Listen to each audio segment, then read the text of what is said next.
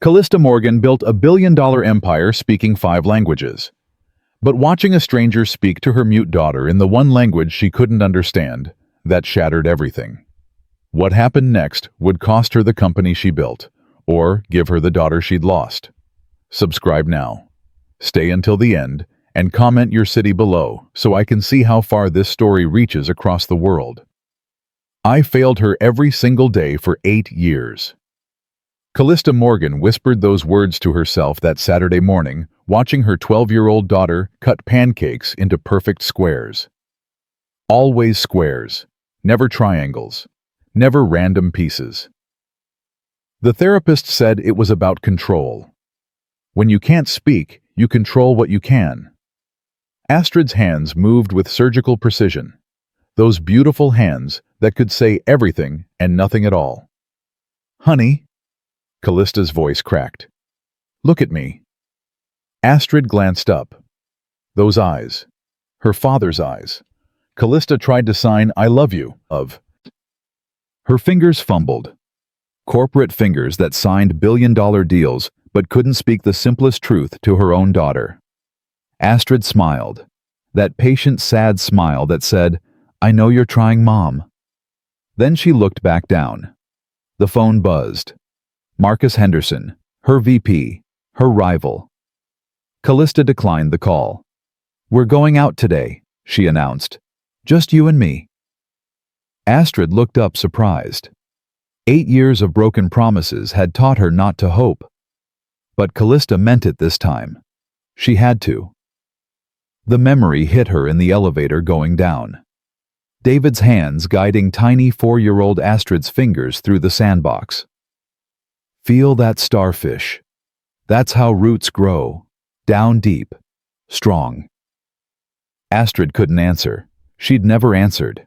Born mute from a neurological disorder, the doctors said had no cure. But David didn't care.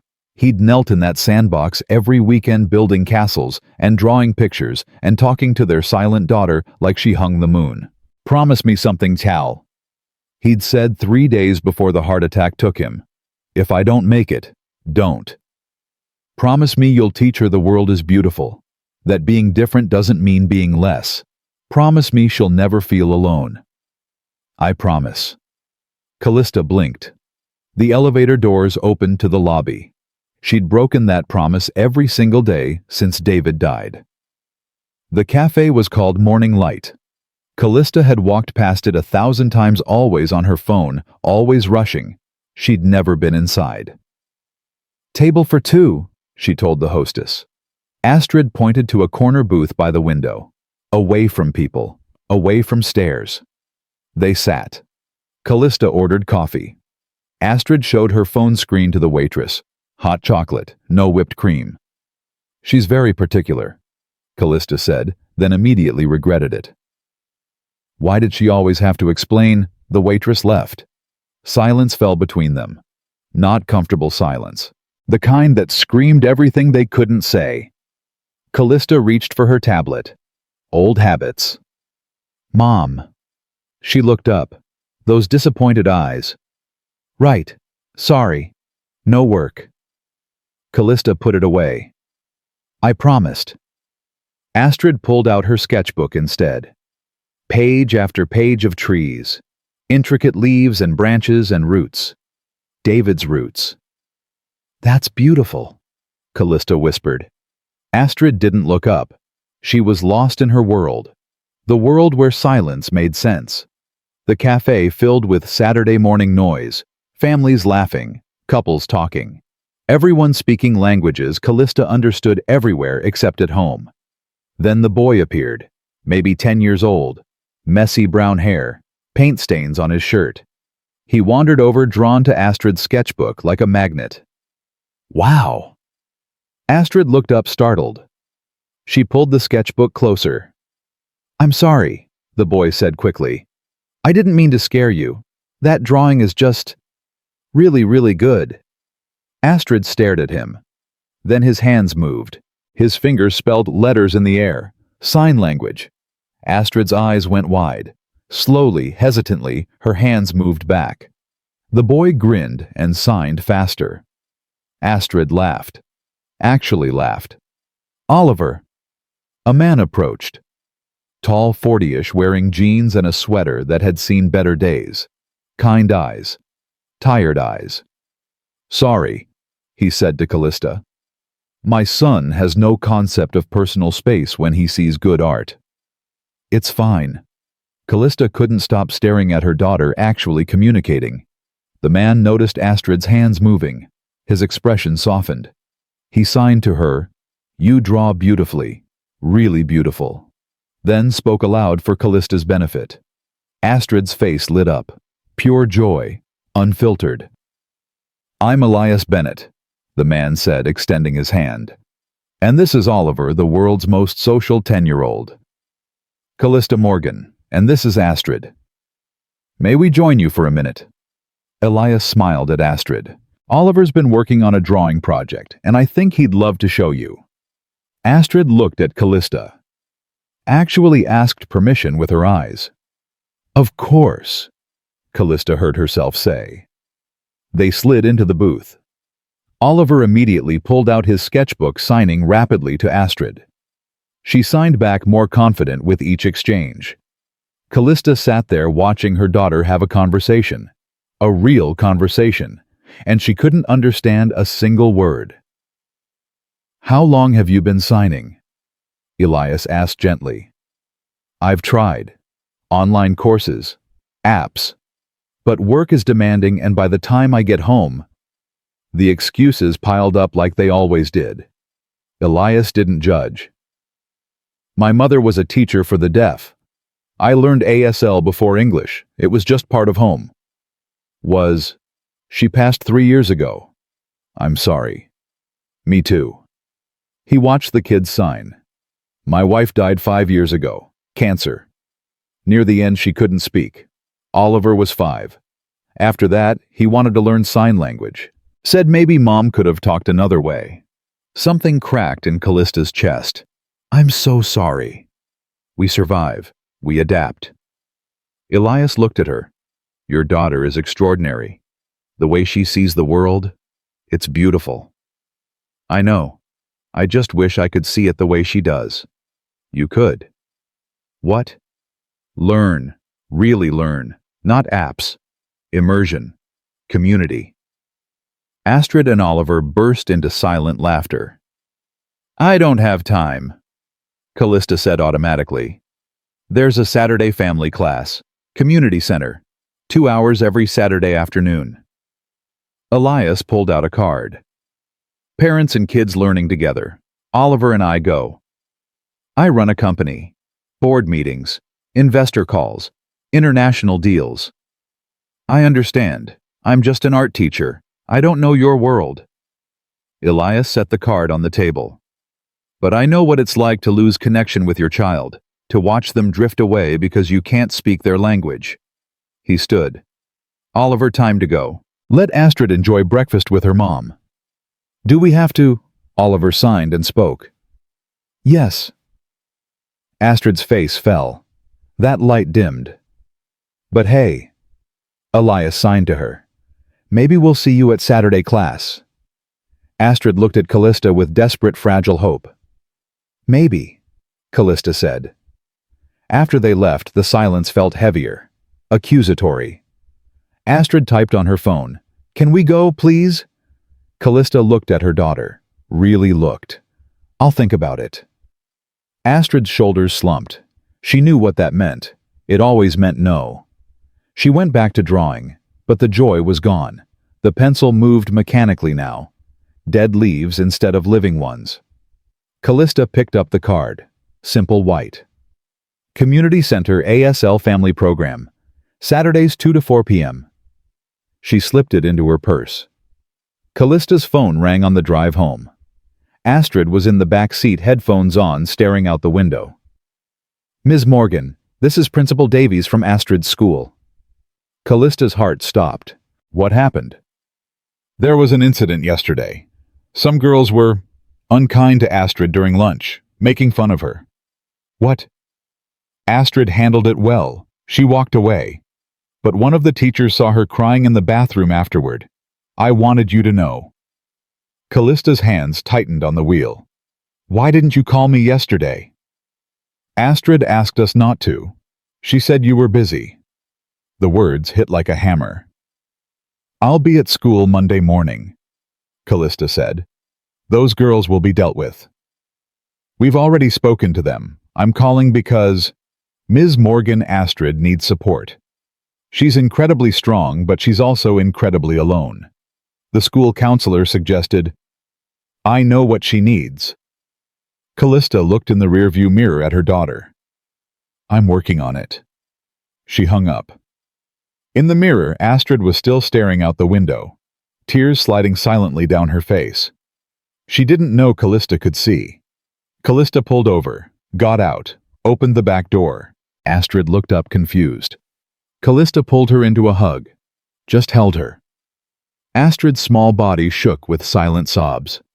I'm sorry, Kalista whispered into her hair. I'm so sorry. Astrid couldn't answer. She never could. But she held on tight. That night, Elias Bennett sat in his small apartment kitchen correcting art projects. Oliver was already asleep. On the fridge held by a magnet was a photo. His wife Sarah, smiling, healthy, before the cancer. Elias touched the photo gently. I think I met someone today, Sarah. A woman and her daughter. The girl reminded me why I do what I do. He paused, listening to the silence. I know. It's too soon. It's always too soon. But he kept thinking about Kallista's face, the shame and hope mixed together, the way she looked at her daughter like she was staring at a locked door she didn't have the key to. He'd been there. He knew that look. His phone buzzed. An email. Is there still room in the Saturday class? Elias smiled. Always room for families willing to learn. See you Saturday, Elias. He sent it. Then he looked back at Sarah's photo. What do you think? The photo smiled back. Silent. Understanding. Like maybe some things didn't need words. Monday morning arrived like a hammer. You were spotted. Marcus Henderson stood in Kallista's office doorway, tablet in hand, shark smile on his face. I took my daughter to breakfast. Is that a crime? With a man. He turned the tablet. There she was in the cafe window, sitting with Elias and Oliver. The angle made it look intimate. That was another parent and his child. The board won't see it that way. Marcus leaned against the doorframe. Distracted CEO spotted with mystery man, already trending. You canceled 3 board meetings last week, left the investor dinner early. Marcus set the tablet on her desk. Emergency board meeting, Thursday. They want to discuss your commitment to the company. He left. Kalista grabbed the tablet. The photo was everywhere. Her phone rang. Yamamoto-san, her most important investor. Good morning? Kalista-san, I see concerning news. It's a misunderstanding. In business, perception is reality. Your competitors smell blood. I invested because you were focused. Unstoppable. Are you still that woman? Yes. Then prove it Thursday. He hung up. Kalista sat alone, surrounded by glass walls and perfect views and absolute silence. She thought of Astrid crying in the school bathroom. She thought of David making her promise. She thought of 8 years of broken promises and perfect squares and patient sad smiles. She picked up her phone. Is there still room in the Saturday class? Her finger hovered. Thursday's meeting could destroy everything. This company was David's dream, everything they'd built together. But Astrid was David's daughter, the one thing they'd created that mattered more than any empire. She pressed send. The reply came fast. Always room for families willing to learn. Kalista stared at the message. She'd just handed Marcus the ammunition he needed. But when she got home that evening and told Astrid they were going to Saturday class, when Astrid's face lit up with brilliant joy when her daughter hugged her for the first time in months, Kalista knew, even if it cost her everything. Thursday. The boardroom felt like a courtroom. 12 faces. Marcus Henderson at the far end. "Let's get to it," Henderson said. "We're here because there are concerns, your focus, your priorities." "My priorities," Kalista said slowly, "have always been this company." Henderson pulled up the cafe photo. "This suggests otherwise. That's my daughter. When it distracts you from billion-dollar decisions, yes, it's a problem. You've missed meetings, left events early." Henderson stood. "This company needs a leader who's all in. I propose temporary leave. 6 months. Let Kalista handle her personal situation. I'll step in as interim." "That's a coup," Kalista said. "That's business." Henderson looked around the table. "Show us why we should trust you to lead." All eyes turned to Kalista. She thought of Astrid, of Saturday class, of David's promise. She stood. "You want to know about focus? Let me tell you." The room went silent. "I built this company speaking 5 languages. English, Mandarin, Japanese, Spanish, German. I thought that made me powerful." She paused. "But I failed to learn the one language that mattered most. My own daughter's language." Henderson leaned back, thinking he'd won. "So yes, I went to a cafe with my daughter. And yes, I'm learning sign language, every Saturday afternoon." She looked around the room. "And that doesn't make me weak. It makes me human. And being human makes me better at business." "This is exactly," Henderson started. "I'm not finished." Kalista pulled up her presentation. "I've been working on something, a new direction, inclusive design, accessible architecture." The room shifted. 70 million deaf people worldwide, hundreds of millions with disabilities, communities ignored by developers because we don't understand their language, we don't see their needs. She showed mock-ups, visual fire alarms, vibrating doorbells, open floor plans designed for sign language, lighting optimized for reading lips and hands. "This isn't distraction. This is evolution. It started because I finally stopped talking long enough to actually listen." Yamamoto-san leaned forward. "Interesting. Very interesting." "It's risky," Henderson argued. "All business is risky," Kalista said. "But this has heart, and heart wins." Then she did something no one expected. Her hands moved, slowly, carefully. She signed as she spoke, "I choose my daughter, and that choice will make this company better than it's ever been." The room was silent. Yamamoto-san smiled. "That is why I invested in you. You see what others don't. You feel what markets need." The vote was swift, 10-2. Henderson stood furious. "This isn't over." "Yes," Kalista said quietly. "It is." Later that night, Kalista's phone buzzed. A text from Astrid. "Mom, are we still going to class Saturday?" Kalista smiled. "Absolutely, I promised." 3 dots. Then, "I love you, Mom." Kalista's throat tightened. She typed, "I love you too, sweetheart, and I'm going to learn how to say it properly." Then another text, "With my hands, the way you deserve." Astrid sent back a heart emoji. Then another text. "Oliver texted me. His dad said you're coming. I'm happy, Mom." Kalista stared at that message.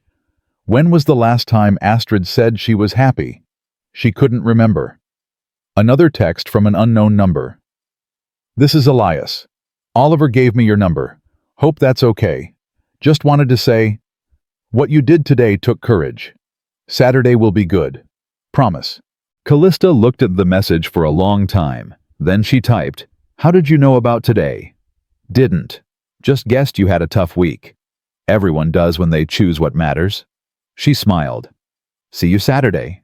See you Saturday." Kalista set her phone down, walked to Astrid's room. Her daughter was at her desk drawing another tree. This one had a bird in the branches, something new. Kalista knocked softly. Astrid turned. Kalista's hands moved, clumsy, slow, but she tried. She spelled out Loveyu. It was wrong. The letters were stiff, but it was something. Astrid's eyes filled with tears. She stood, walked over, took her mother's hands gently, and then slowly, patiently, she showed Kalista the right way. The real way. The way that meant everything. Saturday came too fast and too slow at the same time. Kalista stood outside the community center at 1:55, her hand gripping Astrid's. Her daughter practically vibrated with excitement. Kalista felt like she was about to walk into a board meeting naked. "You ready?" she asked. Astrid nodded so hard her ponytail bounced. The doors opened. Elias stood there with Oliver, both smiling. "You came," Elias said. "I promised." Kalista's voice came out steadier than she felt. "Come on, we're in the back room. It's casual. No pressure." No pressure. Right. Kalista had negotiated with Tokyo investors at 3 in the morning. She'd closed deals worth hundreds of millions. But walking into that room full of signing families made her feel 12 years old again. New kid at school, no idea where to sit. About 15 families filled the space. Kids from 5 to 15. Parents of all ages. A few grandparents. Everyone's hands moved in constant conversation, a language of motion and expression that Kalista couldn't read. Ms. Morgan, a woman in her 60s, approached, signing as she spoke. "I'm Patricia Chen. I teach this class. Welcome." "Thank you. Please call me Kalista. Your daughter is Astrid, yes? Elias mentioned you might join us." Patricia smiled at Astrid, whose eyes were wide, taking in all the signing around her. "Astrid, would you like to sit with the other kids while your mom works with the adults?" Astrid looked at Kalista, uncertain. "It's okay." Kalista signed slowly, using the words Astrid had taught her. "Go." Astrid hesitated, then Oliver grabbed her hand. "Come on. We're making a story together. You can help." The kids absorbed Astrid into their circle, like she'd always been there. "Parents over here," Patricia said. "We'll start with basics, but I want you to know something first." The adults gathered. Kalista recognized a few faces from the financial district. A lawyer, a tech executive, a surgeon. All of them here learning their children's language. "Learning ASL isn't just about hands," Patricia said, signing as she spoke. "It's about eyes, face, body. It's about seeing instead of hearing. Your children have been seeing their whole lives. Now it's your turn to catch up." She pointed to Kalista. "You. Come up here." Kalista's stomach dropped. "Me? Yes, don't worry. I just want to show everyone something." Patricia turned to the group. "This is Kalista. She's new. She's scared. She's probably very successful in her regular life, used to being good at things. Right?" "Right," Kalista admitted. "Good. Now you're going to be bad at something, in front of everyone. And that's exactly where learning begins." Patricia handed her a card. "Sign this sentence." Kalista looked at the card. "My daughter makes me proud." Her hands moved, fumbling through the signs Astrid had started teaching her. She got daughter wrong, confused proud with happy. Her face stayed frozen in concentration. "Stop," Patricia said gently. "What did you just sign?" "My daughter makes me proud." "No, you signed, my girl makes me smile." Close, but not the same. Patricia smiled. "And do you know why it was wrong?" "My hands, your face. You looked terrified. In ASL, your face carries as much meaning as your hands. You can sign proud perfectly, but if your face says scared, the message is lost." Patricia demonstrated, her whole face lighting up with pride as her hands moved. The difference was staggering. "Try again. This time feel it. Don't think about the people watching. Think about your daughter. Think about how she makes you feel." Kalista closed her eyes for a moment, saw Astrid's face that morning. The hope, the joy, the way she'd packed her sketchbook carefully like this was the most important day of her life. She opened her eyes and signed again. This time her face moved with her hands, eyebrows raised, smile genuine. Her whole body said proud. There, Patricia said. That's the difference. That's real communication. The class applauded, hands waving, and the deaf applause Kalista was learning meant so much more than sound. Now pair up, Patricia instructed. Practice greetings, names, basic conversation. Don't be afraid to look stupid. Stupid means you're learning. Elias appeared at Kalista's side. Partners. I'm going to be terrible. Good. So was I for about 6 months. He grinned. Come on. Show me your name sign. My what? Oh, we have work to do. For the next hour, Kalista learned more than she had in 3 months of apps. Elias was patient, encouraging. When she got frustrated, he'd make a joke. When she got something right, he celebrated like she'd closed a $1 billion deal. Your problem is you're too in your head, he said. You're trying to translate English to ASL, but it's not a translation. It's a whole different language, different grammar, different structure. You have to stop thinking in English. How? Stop using your voice. For the next 10 minutes, mouth closed. Only hands, only face. Make mistakes, look ridiculous. Just be in the language. Kalista took a breath, nodded. They began. It was horrible at first. She signed gibberish, nonsense. Her brain screamed at her to speak, to clarify, to use words she knew would work. But Elias just kept signing back, patient, correcting, gently encouraging, constantly. And slowly something shifted. She stopped thinking about English, started thinking in motion, in expression, in space and direction, and the way her eyebrows and shoulders carried meaning. She signed, I want to talk to my daughter. Elias understood. He signed back, you will. You are. Keep going. Across the room, the kids were performing a story. Astrid stood in the middle, hands, flying, face animated in ways Kalista had never seen. She was laughing, making jokes, being silly, being free. She's beautiful, Elias signed. Kalista felt tears prick her eyes. She signed back, thank you for this. This is just the beginning, Elias replied. Wait until you can really talk to her. Wait until she tells you about her day, her dreams, her fears. Wait until you know your daughter. I'm afraid? Kalista signed, surprising herself with the honesty. Of what? That I've already lost too much time. That she won't forgive me for waiting so long. Elias's face softened. He signed, Children forgive everything when we finally show up. Trust me. I know. Before Kalista could respond, Oliver and Astrid ran over, both signing excitedly. Mom! Mom! Mom! Oliver signed and spoke. Astrid told the best story about a tree that could see music. Can we do a project together? Please. Astrid signed to Kalista, fast and hopeful. Kalista caught maybe half of it. Something about art. Something about next weekend. Slow down, she signed. I'm still learning. Astrid's face fell slightly. But yes, Kalista added quickly. Whatever you want to do with Oliver, yes. Astrid threw her arms around Kalista's waist. Pure gratitude. Pizza after class, Elias suggested. The 4 of us if you're free. Kalista thought about her schedule, the reports waiting, the emails piling up, the work that never stopped. Yes, she said. Pizza sounds perfect. Astrid's smile could have powered the entire city. Class ended with everyone signing a song together. Kalista didn't know the signs. She fumbled through copying the person next to her. But when she looked at Astrid, when she saw her daughter signing with confidence and belonging, looking back at her mom with pride instead of patience, that was worth everything.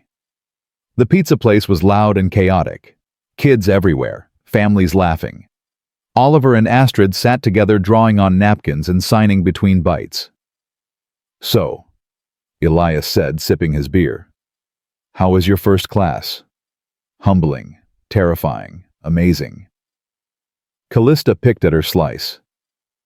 I had no idea how much I didn't know. That's the first step. Realizing what you don't know. Were you scared when you started teaching Oliver? Elias thought about that. Scared isn't the right word. Desperate, maybe. After Sarah died, Oliver stopped talking much, just sat in his room drawing. I'd try to connect and he'd just drift away. Then one day I found him signing to Sarah's photo, saying goodnight, and I realized he'd found a language for grief that words couldn't hold. "That's beautiful," Kalista said softly. "It saved us, both of us." Elias looked at the kids. Learning to sign together gave us a way back to each other, a way to say the hard things, the scared things, the things that hurt too much for regular words. "I'm sorry you lost her. I'm sorry you lost him. David Wright, Astrid mentioned him in her story today." Callista's throat tightened. "She did?" "The tree story. It was about a father who taught her to see music in roots and branches. That was him." "Yes, he died when she was 4. Heart attack, no warning. One day he was building sandcastles with her. 3 days later, he was gone." "What would he think about you being here?" Callista's eyes filled. "He'd be proud. He always wanted me to learn. He started teaching me sign language when Astrid was 2. But then the company almost collapsed, and I got so focused on saving it, on building it into something that could support us, that I stopped. Told myself I'd learn later, when things calmed down. But things never calm down," Elias said gently. "No, they don't." "What changed? What made you finally come today?" Kalista looked at Astrid. "I found out girls at school were bullying her, making fun of her because she can't speak. And when the principal called, she told me Astrid asked them not to tell me because I was too busy." Her voice cracked. "My daughter was crying in the school bathroom, and she didn't want to bother me. What does that say about me as a mother? It says you're human, and it says you're here now. That's what matters." "Is it enough? Is just showing up enough?" "It's everything," Elias said. "Ask me how I know." "How do you know?" "Because when Oliver stopped talking after Sarah died, when he disappeared into himself, when I thought I'd lost both of them, I showed up. Every day. I sat with him even when he wouldn't respond. I learned his language even when I didn't think I could. I stayed." Elias met her eyes. "And one day, about 6 months later, he signed to me, 'Dad, I'm ready to talk now.' And we did. About everything. About Mom. About death. About being scared. And none of it would have happened if I hadn't just kept showing up." Kalista felt tears slide down her face. "Thank you for telling me that. Thank you for coming today, for trusting me." Their eyes held for a moment longer than necessary. Then Oliver shouted, "Dad, Astrid wants to show you her drawing!" The moment broke. But something had shifted. Something had begun. Monday morning, Kalista walked into her office, ready for war. Marcus would use Saturday against her, use the pizza dinner, use everything. She wasn't wrong. "Morning meeting, now." Her assistant looked worried. "Mr. Henderson called it." The conference room was full, her entire executive team, Marcus at the head of the table like he already owned it. "Thank you all for coming," he began. "We need to discuss Friday's market reports and the concerning trends in—" "This is my company," Kalista interrupted. "My meetings, my calls." "Of course. I was simply trying to undermine me again." She sat at the head of the table, forcing Marcus to move. "If you have concerns, Marcus, schedule time with me. Don't ambush my team." "Your team is concerned about focus, about priorities, about another Saturday spent with your mystery man instead of reviewing the Henderson account. His name is Elias Bennett. He's an art teacher and a widowed father, and I spent Saturday learning sign language with my daughter, which last I checked is still legal. It's distracting. The press is having a field day. Our stock dropped 2 points Friday. Our stock fluctuates constantly. That's markets, not me. The board disagrees. They want results, focus, leadership. Then they'll get it." Kalista pulled up her presentation. "The Inclusive Design Project. I've secured preliminary meetings with 3 major deaf advocacy organizations. They're interested, very interested. She showed demographics, market research, potential revenue streams. We're not charity, Marcus argued. We're a business. This is business. 60 million deaf and hard-of-hearing people in North America alone, most living in buildings that weren't designed for them. We change that we open an entire untapped market. It's risky. Everything worthwhile is. Kalista looked around the table. I'm proposing a pilot project. 1 building. Fully accessible design. Partnership with deaf architects and consultants. If it works, we expand. If it doesn't, we've learned something. I vote yes, said Jennifer from finance. The numbers actually make sense. Seconded, added Tom from development. This is innovative. Different. Good different. Marcus's jaw tightened. Fine. 1 building. But if this fails, we're done with distractions. It won't fail, Kalista said, because I'm not distracted. I'm finally paying attention. After the meeting, Jennifer cornered her.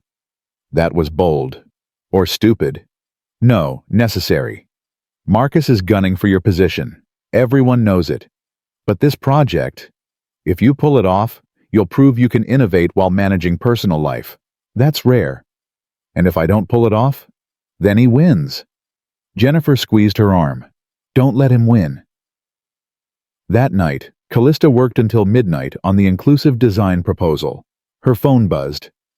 Elias, how was your Monday? She smiled, despite her exhaustion.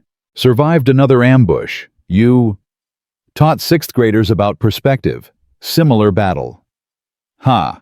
What are you doing still up? Could ask you the same thing. Working. Always working. Maybe you should sleep. Big day tomorrow. What's tomorrow?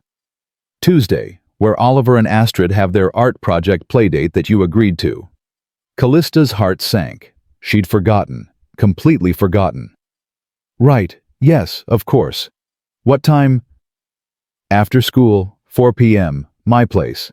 Unless that's too much. Kalista looked at her screen. 3 reports, 2 presentations, a conference call with London at 3 p.m. I'll be there, she typed. You don't have to, I know you're busy. I'll be there, she wrote again. I promised Astrid, and I keep my promises now. Good, see you tomorrow. Kalista set down her phone, looked at her calendar. The London call would have to move. The reports would have to wait. She was learning. Slowly.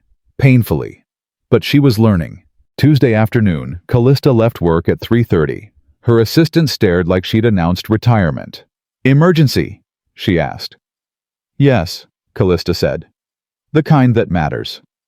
Elias lived in a small house near the mission. Nothing like Kalista's penthouse, but warm. Lived in.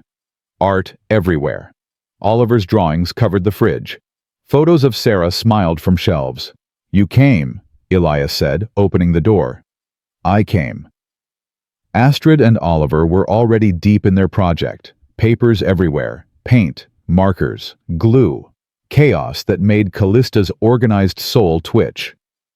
They're making a book, Elias explained.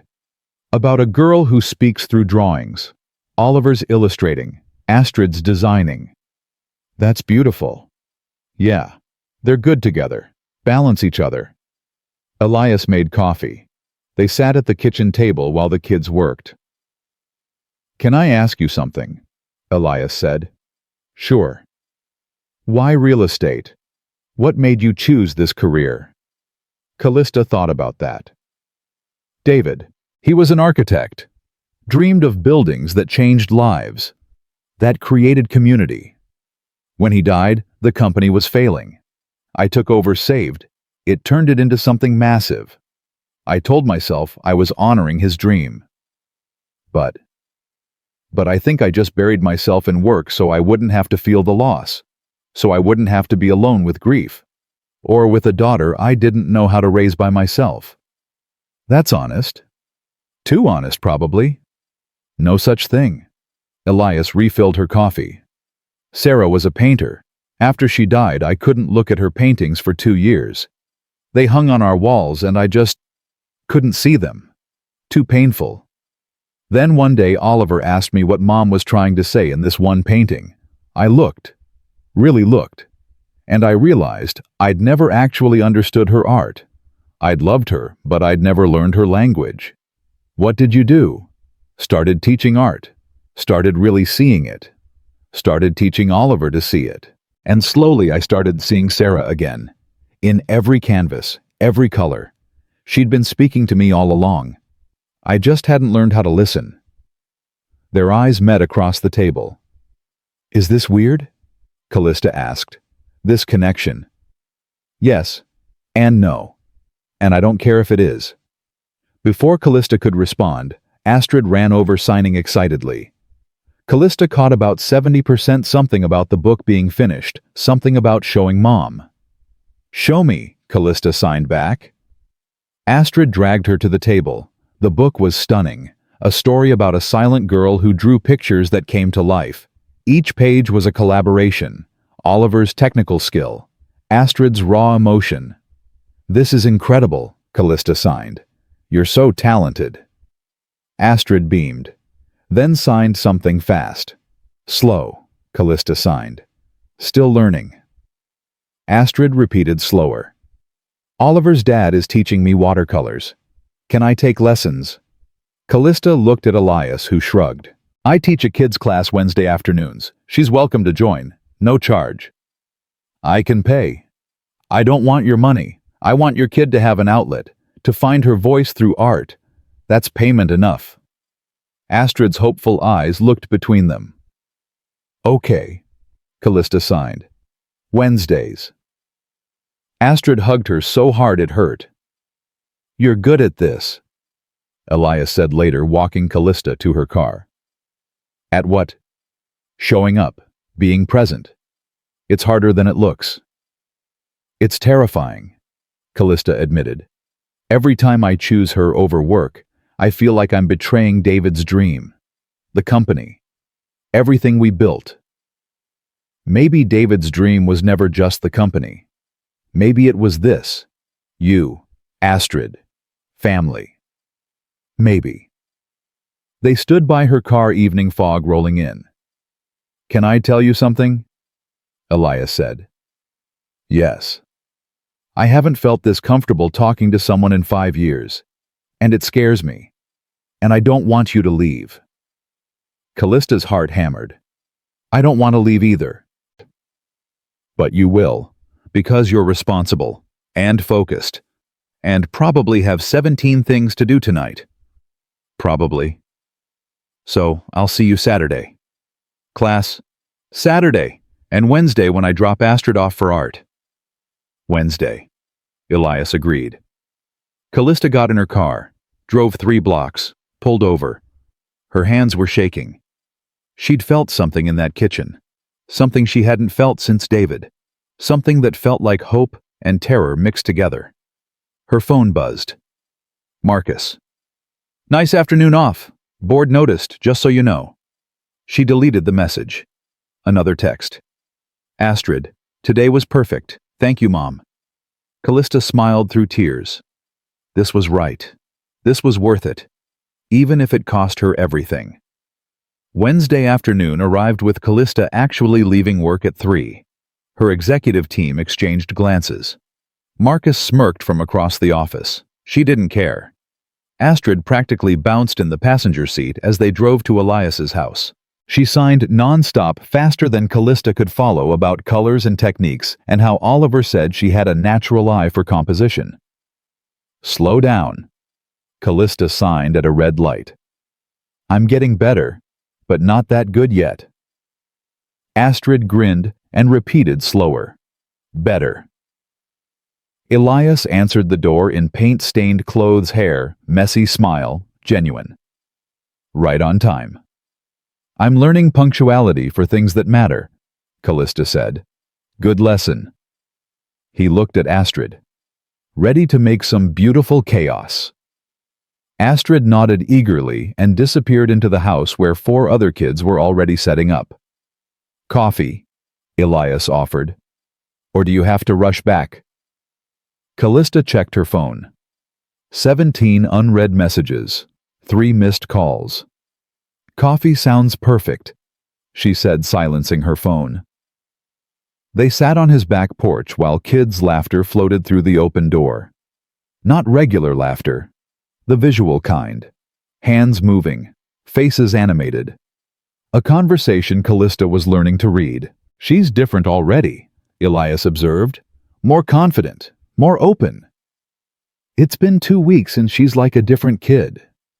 Kalista wrapped her hands around the mug. This morning she signed a joke to me.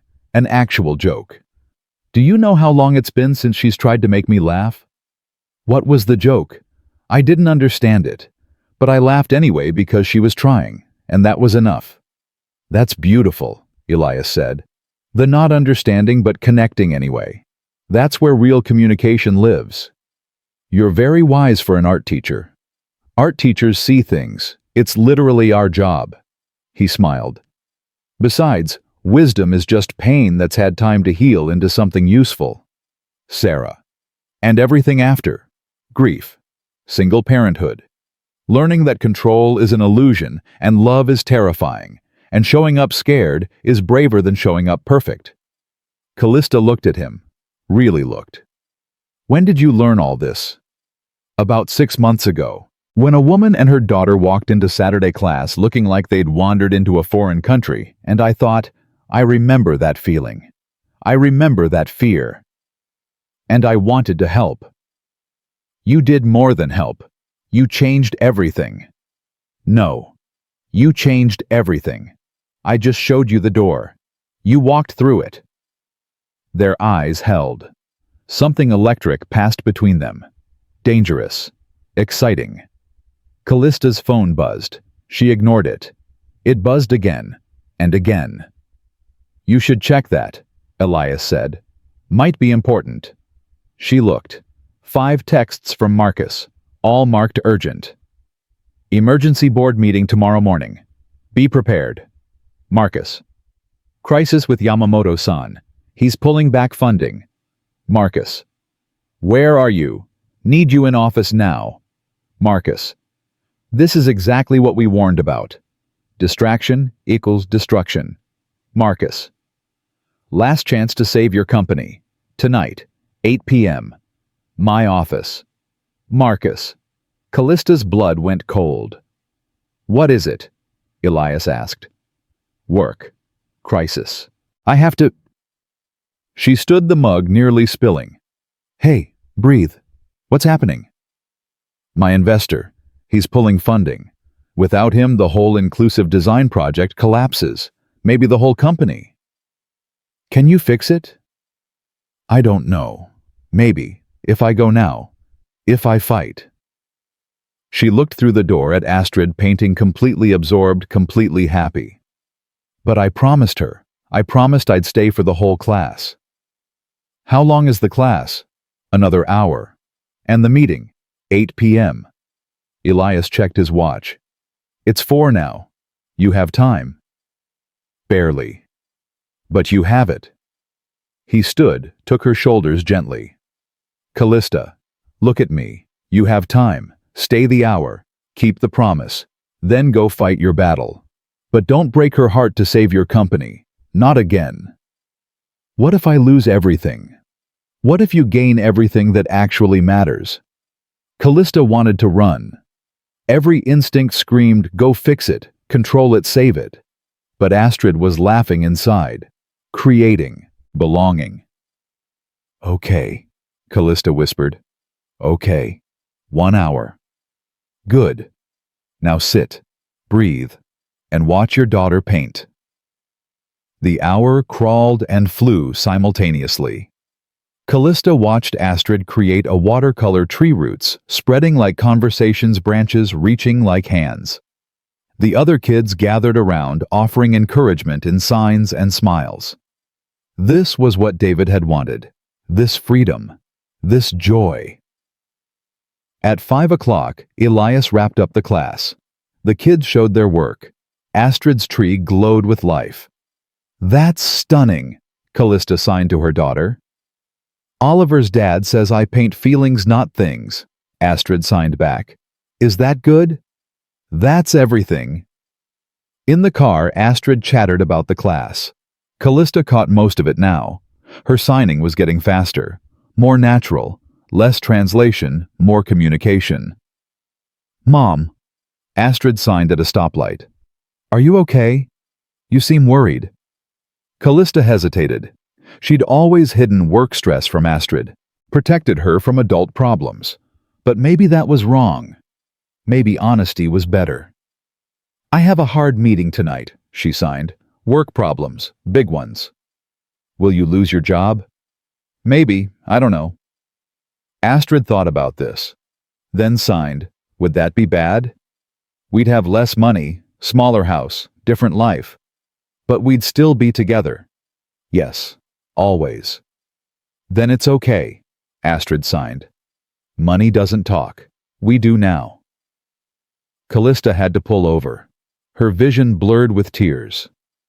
I love you, she signed. So much. I love you too, Mom. Go fight. Win. But if you don't win, we'll be okay. 12 years old and wiser than Kalista had ever been. At 7:30, Kalista walked into Marcus's office. He sat behind his desk like a king. You're late. I'm 30 minutes early. You should have been here at 4, when I first messaged, when the crisis actually started. What's the crisis, Marcus? He slid papers across the desk. Yamamoto-san is concerned, very concerned, about leadership stability, about focus, about the company's direction under distracted management. I'm not distracted. You left work at 3, again. That's twice this week. For my daughter. Exactly. And while you were playing house, I was here managing the fallout from your inclusive design proposal. Yamamoto-san thinks it's too risky, too unfocused, too personal. It's innovative. It's vanity. You're using company resources to ease your guilt about your daughter. Admit it. I'm using company resources to tap an underserved market. That's business. It's distraction dressed as innovation. Marcus stood. I've prepared a proposal for tomorrow's emergency board meeting. Temporary CEO transition. 6 months. You take time to sort out your personal life. I stabilize the company. We revisit your leadership role next quarter. That's a coup. That's survival. And if you fight it, Yamamoto-san walks. 300 million in funding. Gone. Kalista's heart pounded. He told you this. We had dinner tonight, long conversation. He likes me, trusts me, thinks I have the focus the company needs. You went behind my back. I protected the company, which is more than you've done lately. Get out of my way, Marcus. Excuse me? This is still my company, my office, my decisions. Get out of my way and let me talk to Yamamoto-san myself. He's done talking. He's made his choice. Then he can tell me that himself. Kalista pulled out her phone. I'm calling him, right now. It's midnight in Tokyo. I don't care. She dialed. It rang. And rang. Yamamoto-san answered. Kalista-san, this is unexpected. I apologize for the late hour, but I just heard concerning news, about funding, about your confidence in my leadership. Silence. Then, Marcus-san spoke to you. Yes. I see. More silence. Kalista-san, I will be honest. I am concerned, not about your ability, about your priority, about whether your heart is still in this company. My heart has always been in this company. Has it? Or has it been hiding in this company using work to avoid personal pain? The words hit like a hammer. I don't understand. When David-san died, you threw yourself into work. I saw it. Everyone saw it. You became ruthless, focused, unstoppable. We admired it, invested in it. But now I wonder if we invested in grief, not vision. That's not fair. Fair. You speak to me of fair. Yamamoto-san's voice was gentle but firm. I lost my daughter. Car accident. 20 years ago. And I did what you did. I buried myself in work. Built an empire. Ignored my wife. Ignored my surviving children. Won everything and lost everyone who mattered. Kalista couldn't breathe. Now I am old. Yamamoto-san continued. Successful. Wealthy. Alone. My wife left. My children speak to me only when necessary. I have money and no one to share it with. I'm sorry. Don't be sorry. Learn. When I saw your presentation, when I saw you integrating your life with your work, your daughter with your business, I thought this woman is braver than I ever was. She is healing instead of hiding. But Marcus said, Marcus-san is ambitious, hungry, focused, everything I thought I wanted in a leader. But he is also alone. Divorced. No children. No balance. He is me 30 years ago, and I will not invest in that mistake again. Kalista's legs nearly gave out. You're not pulling funding. No, I am increasing it. If you continue this path, this integration, this brave choice to build a company that includes all of life, not just profits, that is the future. That is what I want to invest in. Thank you. Thank you so much. But Kalista-san, I have one condition. Anything. You must promise me something. Promise me you will not become me. Promise me that when your daughter needs you, you choose her, even if it costs you business, even if it costs you everything. Promise me. I promise. Good. Then we have a deal. I will see you at tomorrow's board meeting, with a very different proposal than Marcus-san expects. He hung up. Kalista stood there, phone in hand, trembling. Marcus had gone pale. What did he say? He's increasing funding for the inclusive design project. That's impossible. He told me. He told you what you wanted to hear, to see what you'd do with it. Congratulations. You showed him exactly who you are. This isn't over.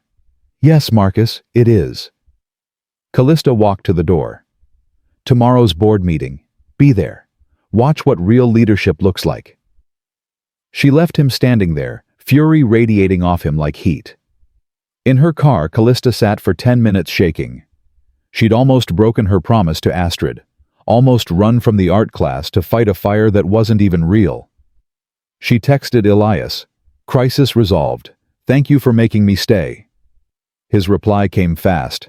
"You resolved it. I just reminded you who you are. Proud of you."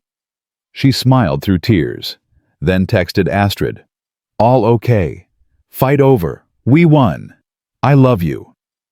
Astrid sent back a painting, the tree from class, with the caption, "Roots keep us strong." Kalista drove home and found Astrid still awake working on a new drawing. "You should be asleep," Kalista signed. "Couldn't sleep. Too worried about you." "Come here." Astrid came over. Kalista pulled her into a hug. "We're okay," she signed. "We're more than okay. We're going to build something beautiful, together. The buildings for deaf people. Yes, and more. A whole company that sees people the way you see them, the way you've always seen the world." "That sounds nice." Astrid signed. "Can I help?" "I'm counting on it." They sat together on the couch, Astrid sketching while Kalista reviewed plans on her tablet, working side by side. Different languages, same goal. Kalista's phone buzzed. "Elias, Oliver wants to know if Astrid can come to the park Saturday morning. Before ASL class. Kid time." She showed the message to Astrid, who nodded eagerly.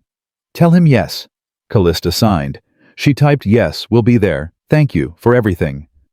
"Stop thanking me. You're doing the work. I'm just along for the ride." "Some ride. Best one I've been on in 5 years." Kalista's heart flipped. "Me too." She typed, then deleted it. Too much. Too fast. But Elias sent another message. "I know this is complicated. I know you're still grieving. I know I am too. But I really like having you in my life. Both of you. Just wanted you to know that. Kalista stared at the message. Her first instinct was to pull back, to protect herself, to not risk another loss. But Astrid was watching her signing, "What's wrong?" "Nothing's wrong. Something's very right. And that's scary." "Is it Elias? How did you—" "You smile different when you talk about him, like Dad used to make you smile, in the photos." "Is that okay? Me smiling like that?" Astrid thought carefully. Then signed, "Dad would want you to smile. Oliver says his mom would want his dad to smile too. I think dead people probably want living people to be happy." "You're very wise." "I'm 12. I just pay attention." Kalista typed to Elias. "I really like having you in my life too. It's terrifying. But good terrifying, if that makes sense." "Perfect sense. See you Saturday." Saturday. The board meeting Thursday morning was swift and decisive. Yamamoto-san presented his increased investment proposal. Marcus tried to argue. The board voted 11-1 in Kalista's favor. Marcus's resignation letter was on her desk by noon. "Good riddance," Jennifer said. "He was poison." "He was scared," Kalista replied. "Scared of losing control. I understand that." "You're being generous." "I'm being honest. 6 months ago, I was him. Ruthless, afraid, using work to hide from life. He just hasn't learned the better way yet." "Ding? Maybe he never will." "Maybe, but that's not my problem anymore." By Friday, the news had spread. Morgan secures major investment for revolutionary inclusive design project.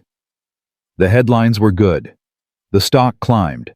The company stabilized. But the best moment came Friday evening when Astrid ran into Kalista's office, Oliver and Elias behind her. "We made something for you," Astrid signed. "For your new project."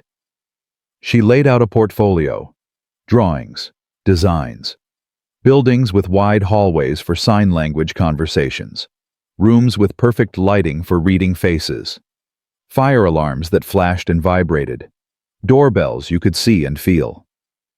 Astrid designed them, Oliver explained, signing as he spoke. "I just helped with the technical stuff, but the idea's all hers." Kalista looked at the designs. They were brilliant, intuitive, beautiful. "These are perfect," she signed to Astrid. "We're using them, all of them." "Really? Really? You're officially my consultant.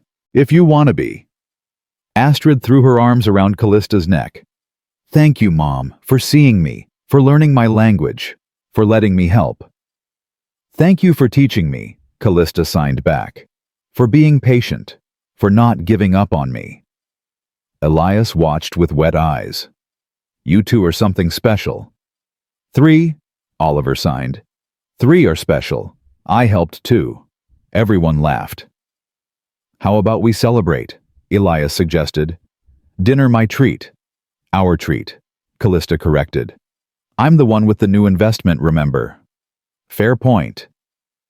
They ate Chinese food and laughed and signed and talked about everything and nothing. The kids disappeared into their own world. The adults found themselves in theirs. "Can I tell you something?" Kalista said quietly, watching Astrid teach Oliver a new sign. "Always. I'm falling for you, and it terrifies me, and I don't want to stop." Elias's breath caught. "I'm falling for you too. Have been since that first Saturday, when you looked at your daughter like she was both your greatest love and deepest regret.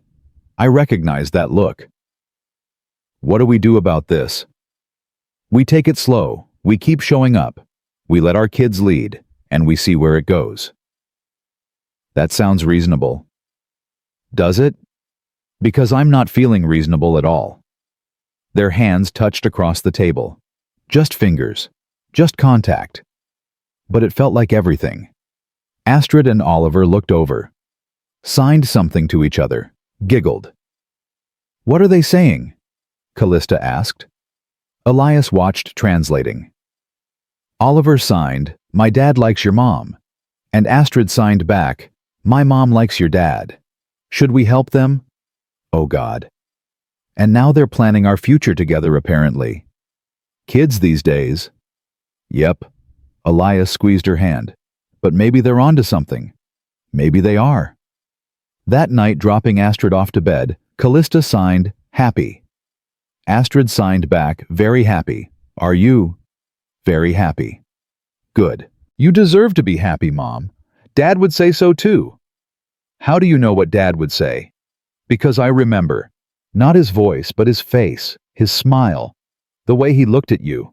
Like you were magic, and Oliver's dad looks at you the same way." Kalista's throat closed. "I miss your dad every day." "Me too. But he's not here. And Oliver's dad is, and he's really nice, and he makes you smile. And I think Dad would like that." "I think so too." They hugged goodnight. Astrid pulled out her sketchbook, probably to draw more building designs. Kalista went to her room, looked at David's photo on the nightstand.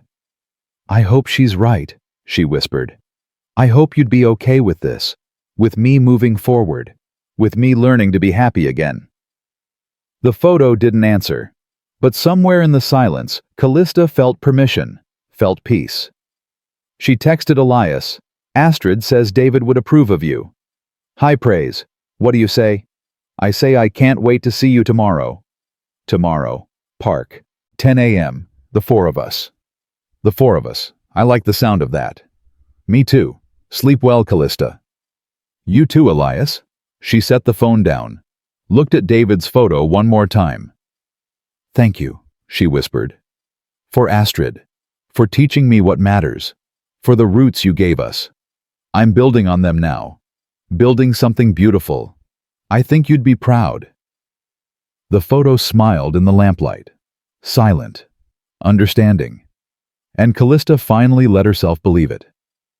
Saturday morning sun broke through fog as Kalista and Astrid walked into the park.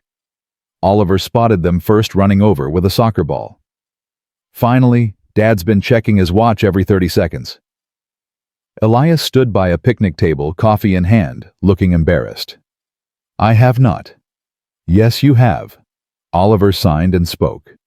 "You kept saying, 'Are they coming? Should I text, is 10 o'clock too early?'" "Traitor."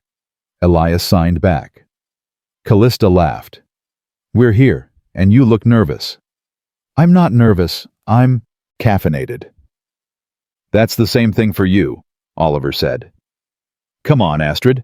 Let's go to the playground. Adults are boring when they like each other." The kids ran off before either parent could respond. "Well," Elias said, "that was subtle. About as subtle as a billboard." Kalista sat at the picnic table. "They've been planning this for days, haven't they?" Oliver made me a list. Actual list. Things to talk about with Astrid's mom.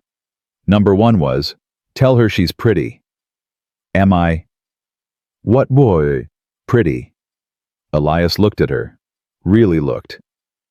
"You're beautiful. Terrifying and brilliant and beautiful, and I'm completely out of my depth here." "Good. Me too." They sat in comfortable silence watching the kids play. Oliver taught Astrid soccer moves. She was terrible at it, but laughing anyway. "I keep waiting for this to fall apart," Kalista admitted. "For something to go wrong. For the universe to remind me that happiness is temporary. Sarah used to say that, after her diagnosis. She'd have a good day and immediately panic about the next bad one." "What did you tell her?" "That we don't get to choose how much time we have.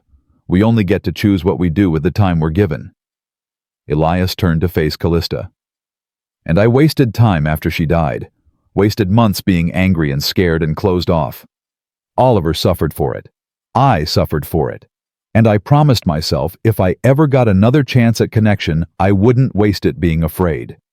Is that what this is? A chance? I think so. If we're brave enough to take it." Kalista's phone buzzed. She almost ignored it. Then saw the name. Principal Davies. "I have to take this." Of course. She walked a few steps away. Hello? Ms. Morgan, I'm sorry to call on Saturday, but something happened yesterday after school, with Astrid. Kalista's heart stopped. What happened? Is she hurt? Not physically, but there was another incident. The same girls. They cornered her in the bathroom, said cruel things. Astrid handled it beautifully. She wrote them a note saying their words couldn't hurt her because she'd learned she's not broken, just different. But one of the girls tore up the note and pushed her. They pushed her. Astrid pushed back, just once, defensive. But the other girl's mother is threatening to sue, saying Astrid is violent, dangerous, that a mute child can't control herself. Kalista saw red. That's absurd. Astrid was defending herself. I know. And I'm on Astrid's side completely. But this mother has lawyers, money, influence. She's demanding Astrid be expelled or she'll take legal action. On what grounds? She's claiming the school can't adequately supervise a special needs child, that Astrid requires accommodations the school can't provide, that her presence endangers other students. That's discrimination. Yes, it is, and we're fighting it. But I wanted you to know. There's a meeting Monday morning, school board. This mother will be there with her lawyers. You should come prepared. I'll be there, with my lawyers, and Astrid will not be expelled. Do you understand? I understand. And Ms. Morgan, I'm glad Astrid has you fighting for her. She's a special kid. The world needs more like her. Kalista hung up, shaking with rage. Elias appeared at her elbow. What's wrong? Astrid's being threatened with expulsion. Because she defended herself. Because some entitled mother thinks being mute makes her dangerous. That's insane. That's discrimination. And I'm going to destroy anyone who tries to hurt my daughter. Good. Elias squeezed her shoulder. What do you need? Lawyers. Evidence. Witnesses. A battle plan. You'll win. I know you will. How do you know? Because I've seen you fight, and you're terrifying when you're protecting what matters. Kalista looked at the playground.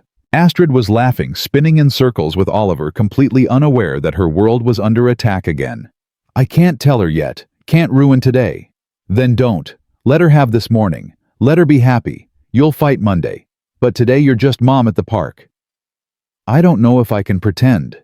You don't have to pretend. Just be present. That's all she needs. Kalista took a breath. Then another.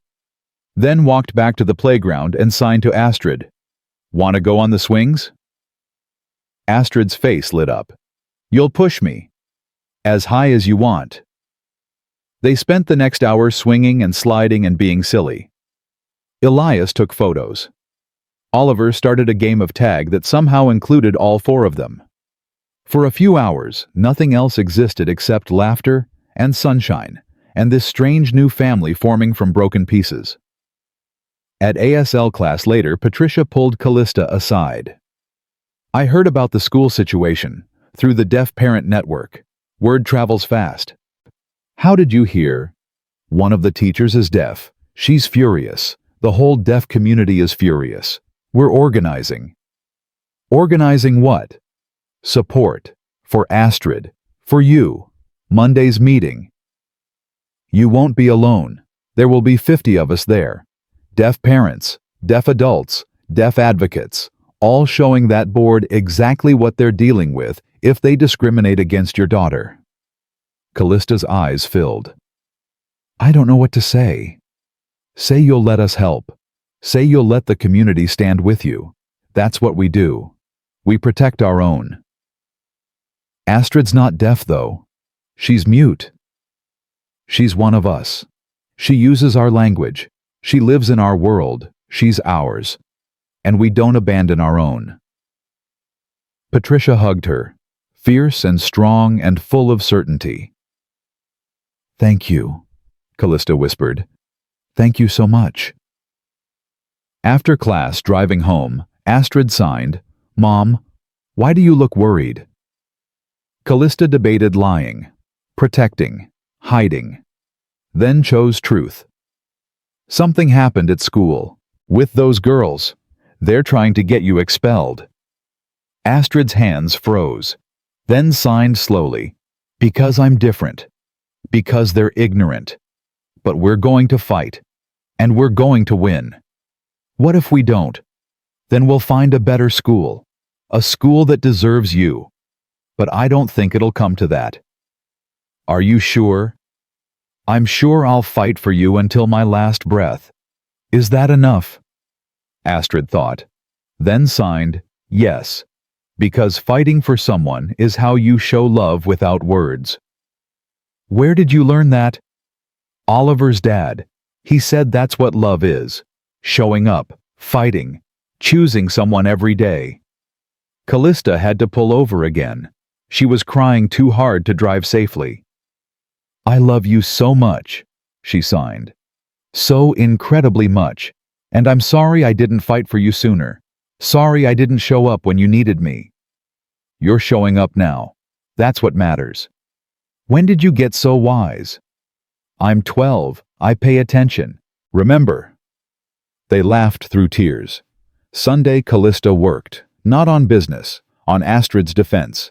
She called lawyers, compiled evidence, downloaded videos from the school's security cameras that Patricia had somehow acquired showing the girls bullying Astrid for weeks, gathered testimonials from teachers, built a case so airtight discrimination would be undeniable. Elias came over with dinner, found Kalista surrounded by papers, laptop open, phone ringing non-stop. You need to eat. I need to work. You need to eat while you work. He set down Thai food. Oliver and Astrid are making posters in her room. Protest signs for tomorrow. They're not going to the meeting. Try telling them that. Kalista walked to Astrid's room. Found the kids making signs, deaf rights are human rights. Different, not dangerous. Sign language saves lives. You two are not going tomorrow. Kalista signed. Why not? Astrid signed back. It's about me. I should be there. It's going to be ugly. Adults fighting. Lawyers. Exactly. Adults fighting about my life. I should have a say. Astrid. Mom, I'm not a baby. I'm not helpless. I have a voice. Maybe not sound, but I have a voice. And I want to use it. Oliver signed in agreement. We're going. Both of us. You can't stop us. Elias appeared behind Kalista. They're right. Excuse me. They're right. This is about Astrid, about her place in that school. Her right to exist as she is. She should be there. She should speak. She can't speak. She can sign, and you can translate, and everyone in that room will see exactly who they're trying to expel. A brave, brilliant 12-year-old who deserves better than their ignorance. Kalista looked at Astrid, at the determination in her eyes, at the girl who'd grown so much in just weeks. Okay, she signed. You can come, but if it gets too hard if you want to leave. I won't want to leave. I'm tired of running, tired of hiding. Time to fight back. That's my girl. Monday morning arrived cold and gray. The school boardroom filled early.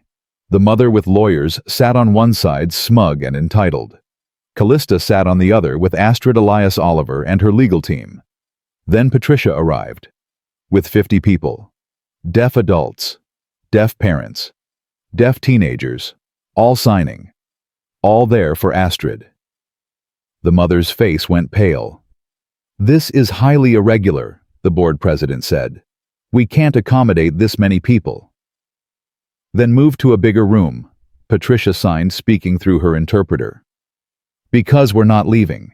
And if you try to make us every news station in the city will know by noon that you refused community support for a child facing discrimination. They moved to the auditorium. The meeting began. The mother spoke first. Her lawyers presented their case. Astrid was dangerous, unpredictable, special needs beyond the school's capacity. A liability. She pushed my daughter, the mother said. Violently, without warning, Who knows what she'll do next?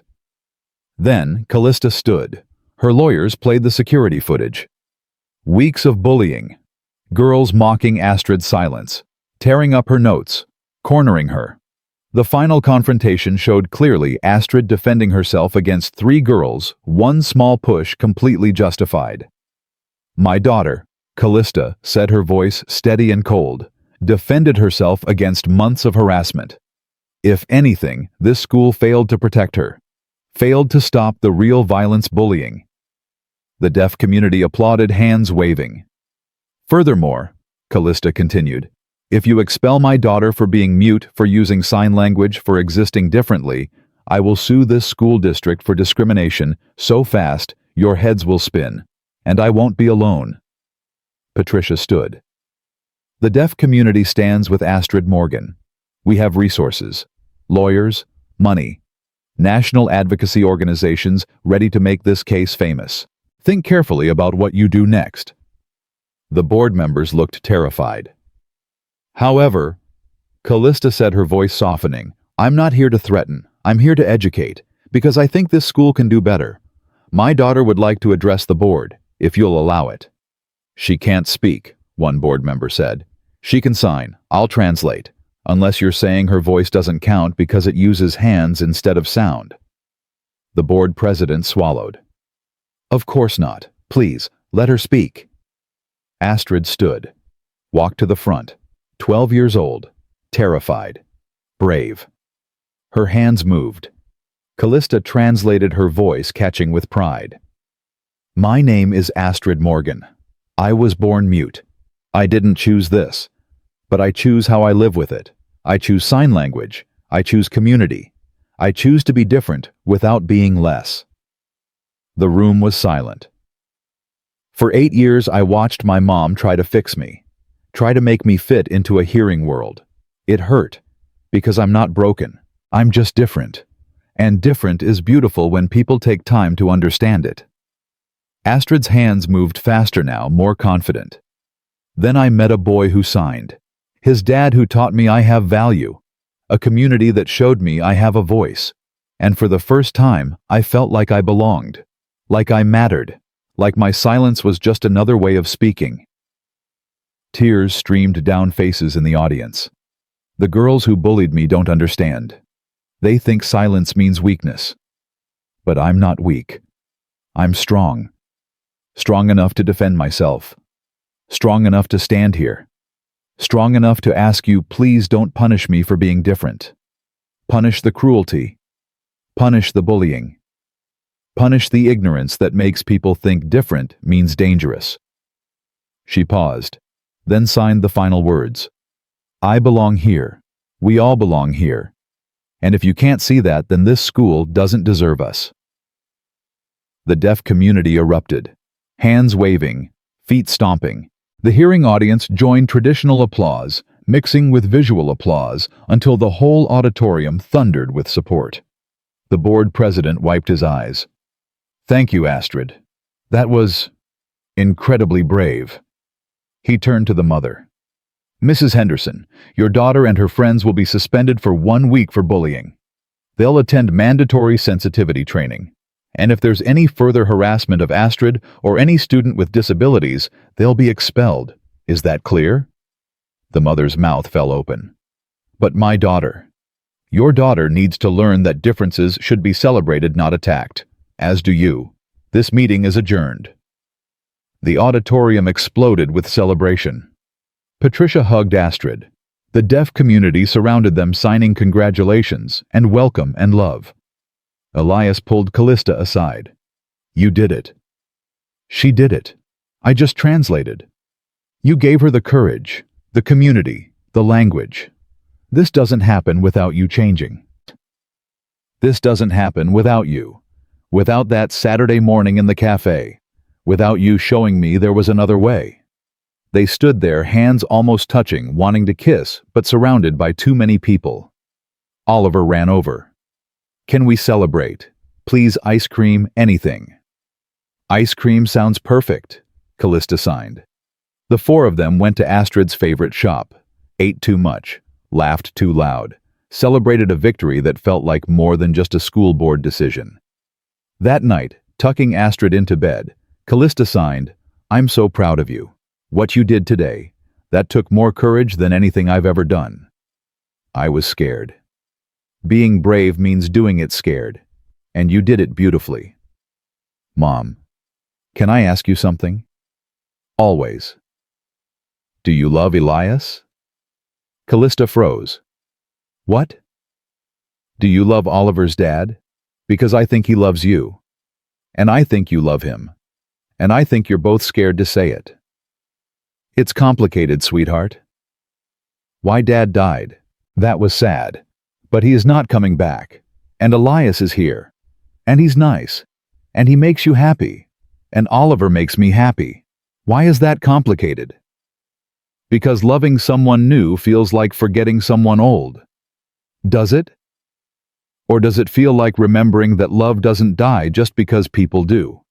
That maybe Dad loved you enough to want you to be happy even after he's gone? Kalista stared at her daughter. How are you 12? I pay attention. Remember, I love you so much. I love you too. Now go call Elias. Tell him how you feel. Be brave like you taught me to be. Kalista laughed. When did you become the parent? About 10 minutes ago, when I realized you needed the same advice you always give me. After Astrid fell asleep, Kalista stood on her balcony, phone in hand. It was late. Too late to call. She called anyway. Hey, Elias answered. Everything okay? Yes, no, I don't know. Can we talk? Of course. What's wrong? Nothing's wrong. Everything's right. And that terrifies me. Because I'm falling in love with you and I don't know if I'm allowed to. If it's too soon. If David would be okay with it. If I'm betraying his memory by feeling this way about someone else. Silence. Then, can I come over? It's almost 11. I don't care. Can I come over? Yes. He arrived 20 minutes later. They sat on her balcony in the cold coffee, warming their hands. Sarah's been gone 5 years, Elias said. And for 4 years and 11 months, I thought loving again would mean forgetting her, erasing her, replacing her. Then I met you, and I realized love doesn't replace. It adds, it builds, it grows. He set down his coffee, took Kalista's hands. Sarah will always be Oliver's mom, always be my first love, always be part of who I am. But that doesn't mean there's no room for you. Doesn't mean my heart stopped having capacity when she died. It just means I have more stories now, more chapters, and you're the beginning of something beautiful. I don't know how to do this, Kalista whispered. Neither do I. But maybe that's okay. Maybe we figure it out together, one day at a time, one sign at a time, one moment of bravery at a time. What if I mess this up? Then we'll fix it. What if you don't? What if this actually works? Then we'll have everything we thought we'd lost. Connection, family, love, a future. Kalista looked at their joined hands, saw David's ring still on her finger, saw the life she'd built and the life waiting to be built. I'm not ready to take off my ring yet. I'm not asking you to. Take it off when you're ready, or never. It doesn't change how I feel. How do you feel? I'm in love with you, Kalista. Completely. Terrifyingly. Hopefully. I'm in love with you too. The words hung in the night air. True. Scary. Right.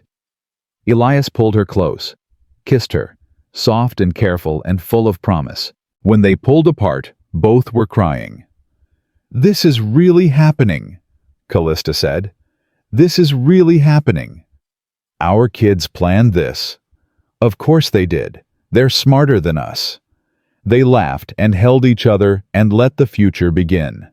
3 months passed like breathing. Natural, essential, terrifying in how right it felt.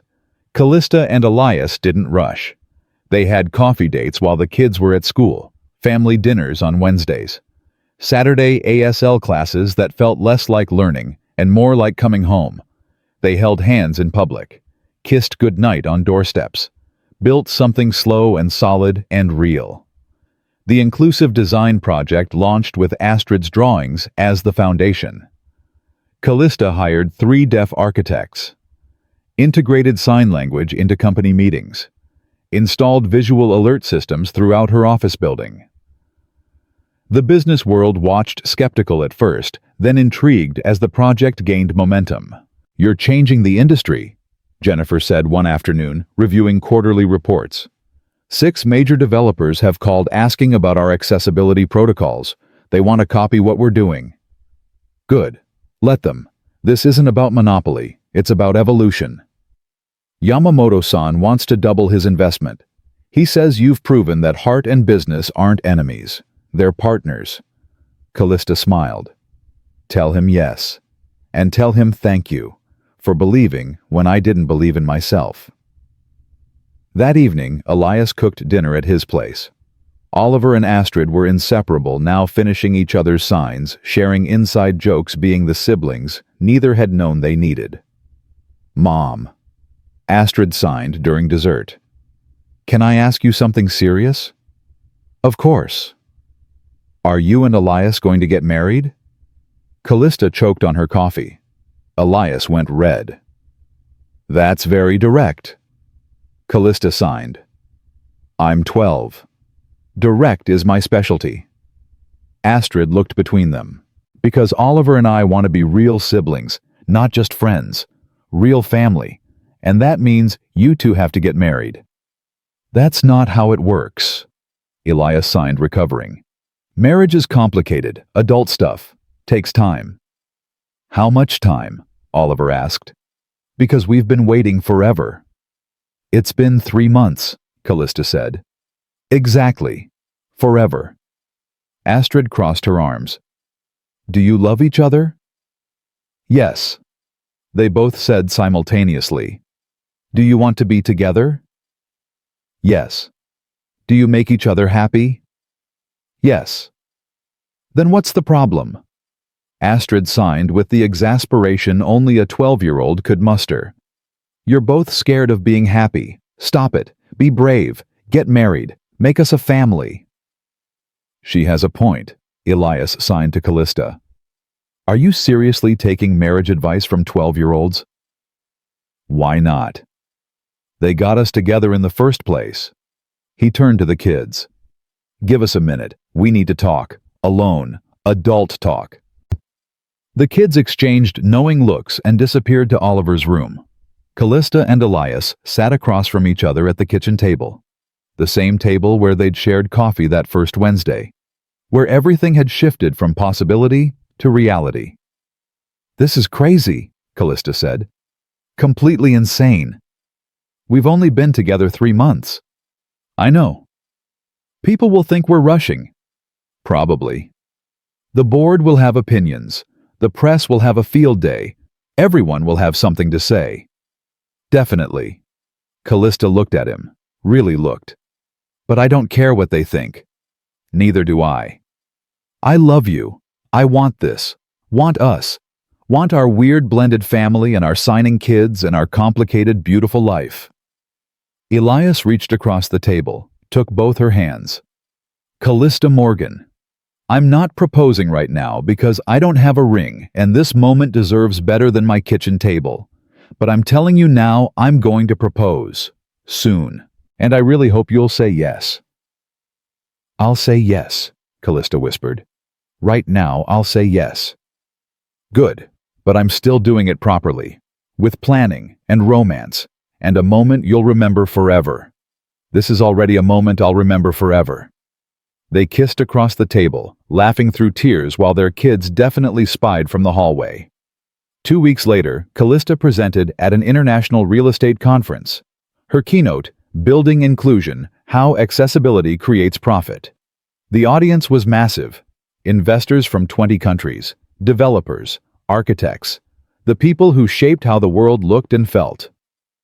Kalista stood at the podium, heart pounding. Behind her, slides showed Astrid's designs. Buildings with wide halls and perfect lighting and systems that spoke to all senses, not just hearing. "I spent 8 years speaking 5 languages, she began. Building a billion-dollar company, closing deals around the world. I thought I was successful. I thought I understood communication." She paused. "Then my 12-year-old daughter taught me I'd been silent my entire life, because I didn't speak the one language that mattered. The language of actually seeing people, understanding needs, building spaces where everyone belongs." The slides changed.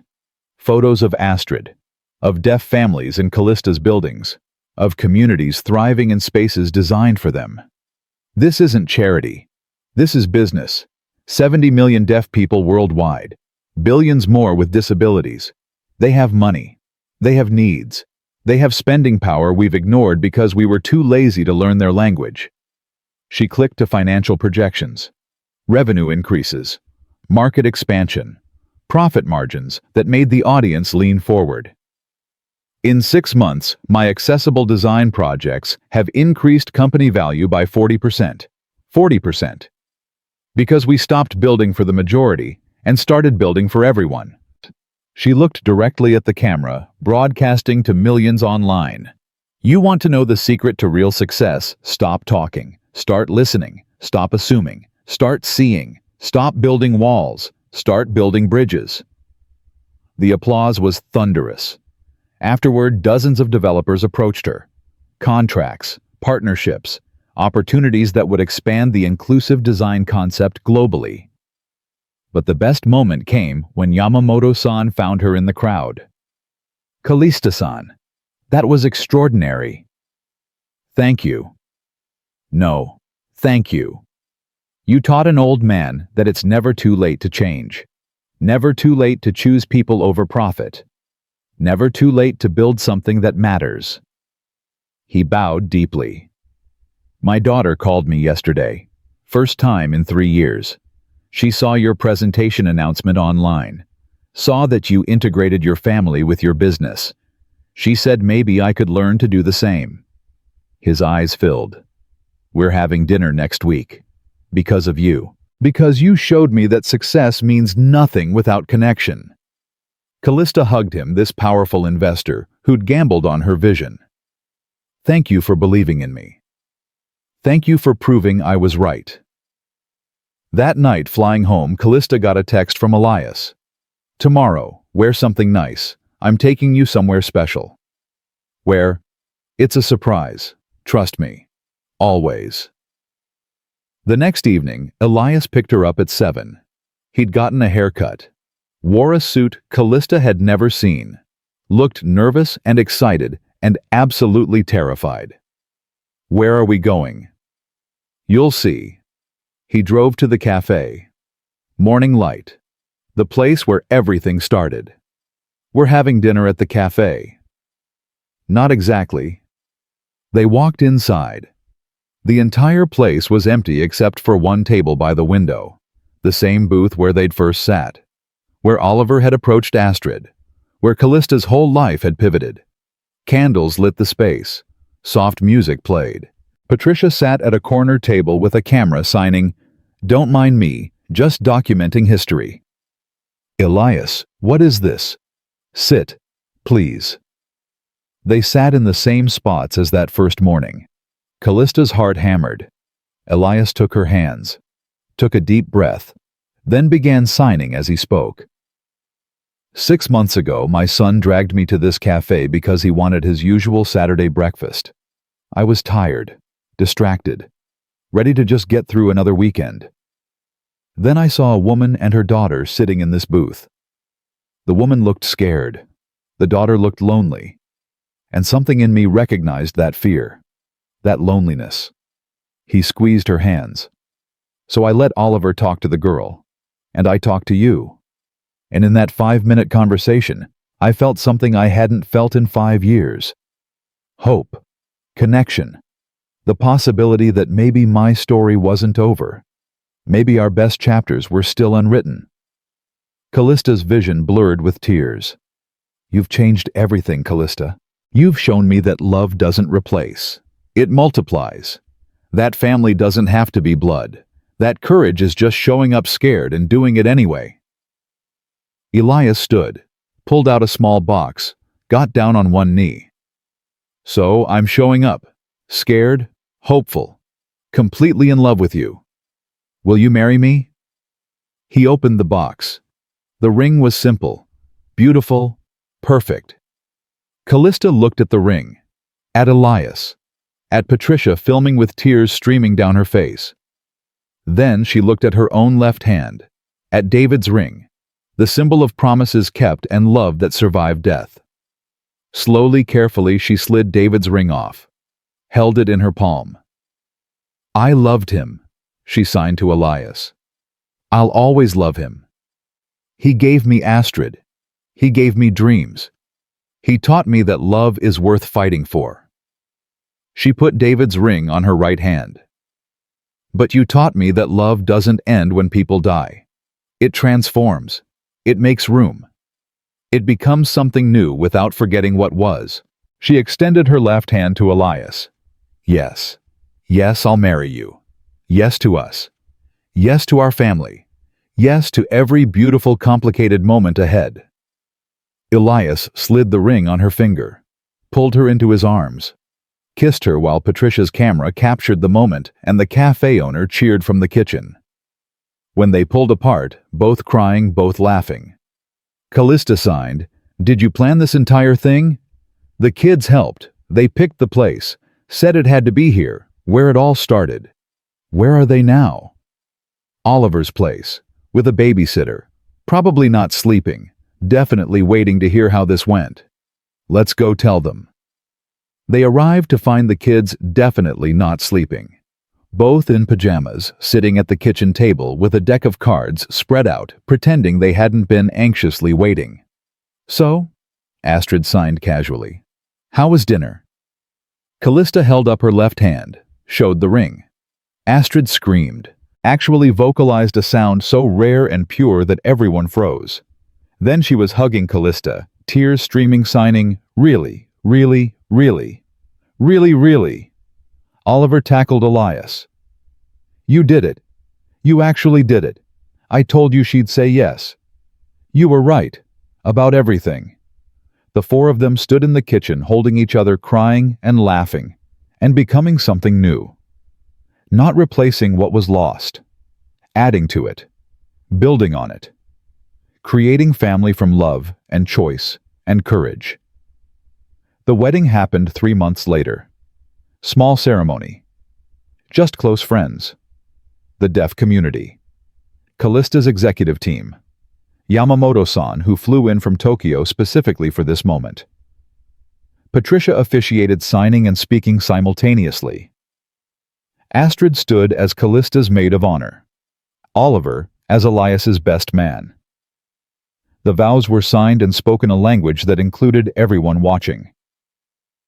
I promise to show up, Kalista signed to Elias. To choose you every day. To build a life where love multiplies instead of divides. To be brave when I'm scared. To see you when words fail. I promise to listen, Elias signed back. To choose you every morning. To build a home where silence speaks louder than sound. To stand beside you when the world gets loud. To love you in every language we know and every one we learn together. They kissed as married people. The audience applauded, hearing and silent applause mixing in perfect harmony.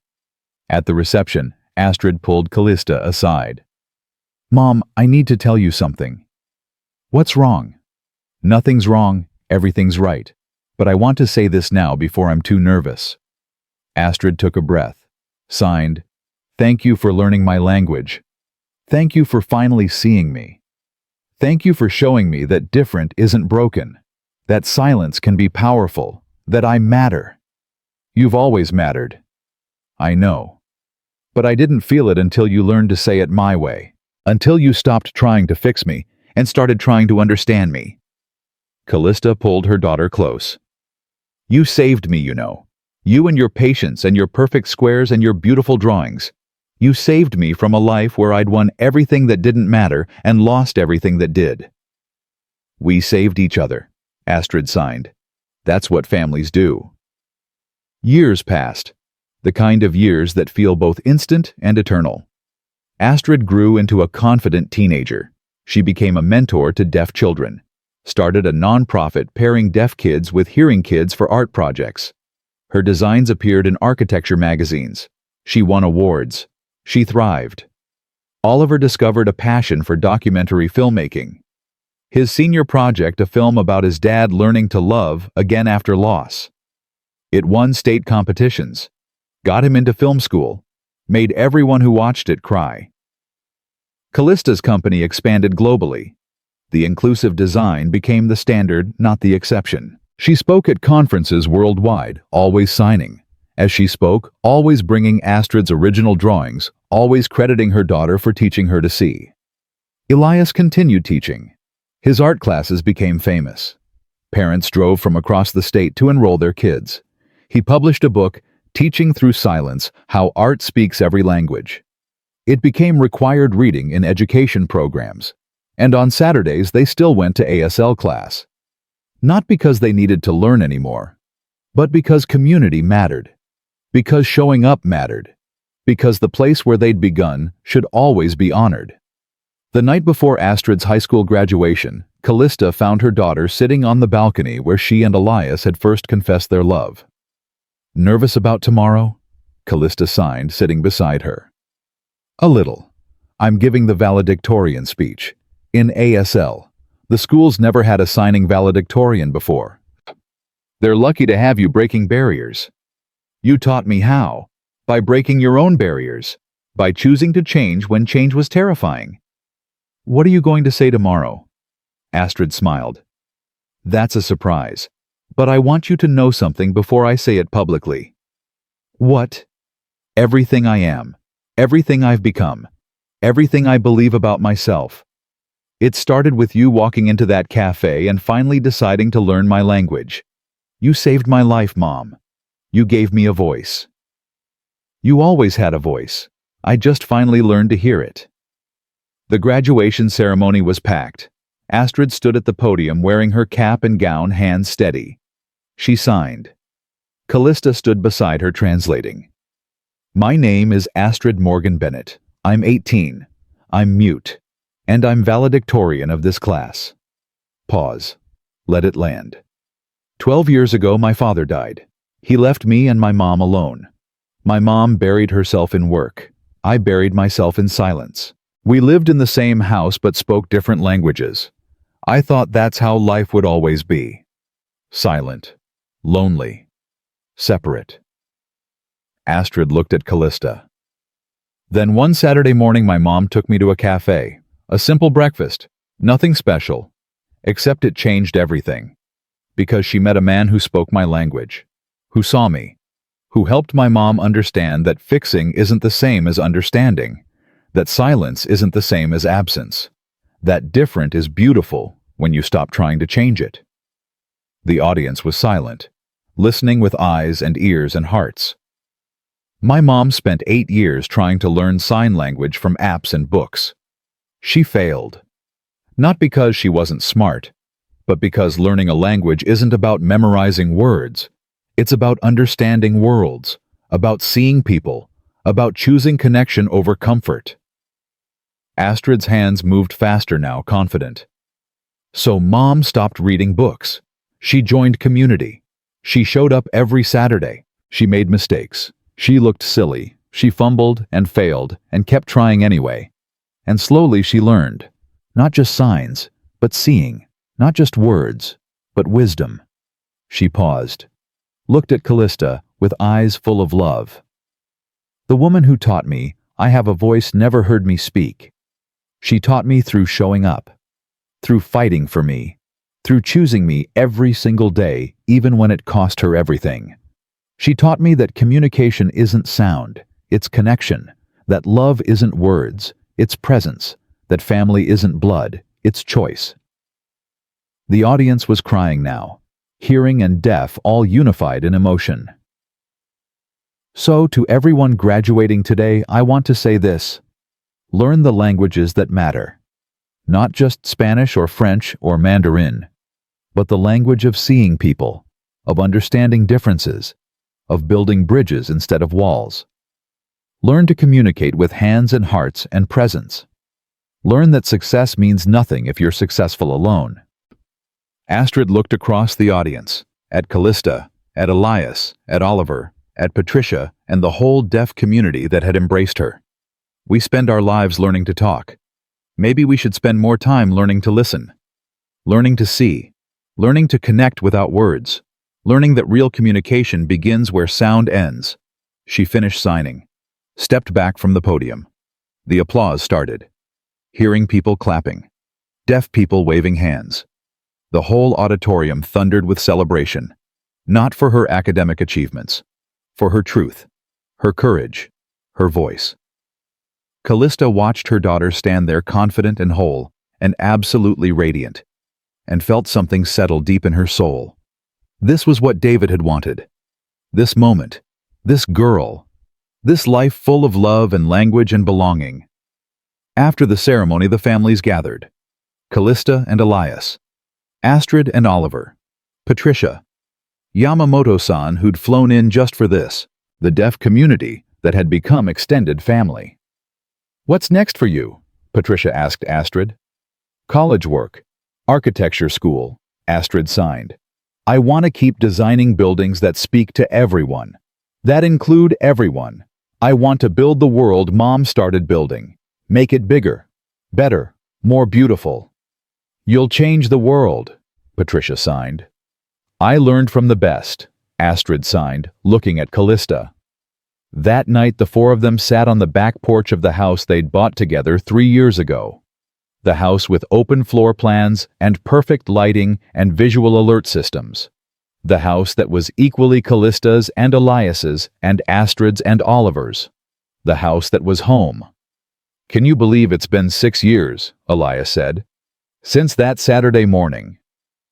"Feels like yesterday and forever ago at the same time," Kalista replied. "Remember how scared you were?" Astrid signed to her mom. "Walking into that first ASL class. Terrified. I thought I'd fail, thought I'd embarrass myself." "You did fail. A lot." Astrid signed with a grin. "But you kept showing up. That's what mattered." "I had good motivation," Kalista signed back. "You." Oliver stood stretching. "I'm going to bed. Big day tomorrow. Starting that internship at the documentary studio." "We're proud of you," Elias signed. "I know. Love you guys." "Love you too." They all signed back. After Oliver left, Astrid stood too. "I'm exhausted. Saving the world through valedictorian speeches is hard work." "You did beautifully," Kalista signed. "Dad would be so proud." "Both dads," Astrid signed, looking at Elias. "Both dads." Elias agreed, signing with emotion thick in his movements.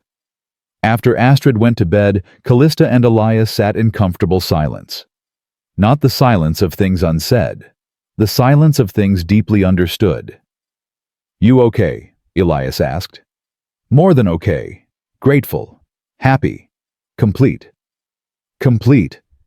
I spent so many years feeling broken, feeling like I'd failed David, failed Astrid, failed at being enough."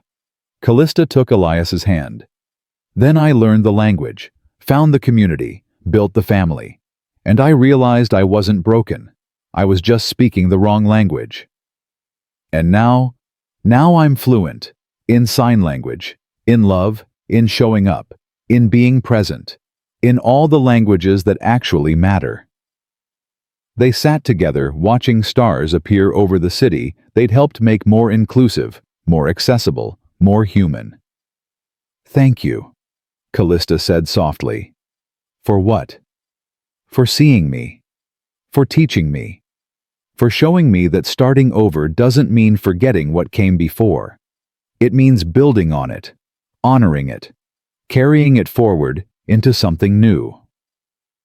"Thank you," Elias replied, "for being brave enough to walk into that cafe. Brave enough to learn. Brave enough to change. Brave enough to love again. We did it together." "We did it together," he agreed. They signed, "I love you," to each other. The simple phrase that had taken Kalista years to learn. The phrase she now signed every day. To Elias. to Astrid, to Oliver, to the family they'd built from broken pieces and brave choices. Inside, Astrid sat at her desk drawing. Another building, another design, another world where everyone belonged. She looked at the photo on her wall. The cafe. That first Saturday morning, Oliver showing her his drawings. The moment everything changed. She picked up her phone, texted her mom. "Thank you for learning my language. I love you." Downstairs, Kalista's phone buzzed. She read the message, smiled through tears. Texted back, "Thank you for teaching me. I love you too. Always." Then she signed it too, just for practice, just because some things deserve to be said in every language you knew. "I love you." The words hung in the night air, spoken, signed, felt, and in that moment, sitting with the man she'd learned to love and the daughter she'd learned to see, Kalista understood that real communication had never been about sound. It had always been about showing up, about seeing, about choosing to understand instead of assuming to know. It had always been about love. And love, she'd finally learned, needed no words, only the will to speak it, in whatever language reached the heart.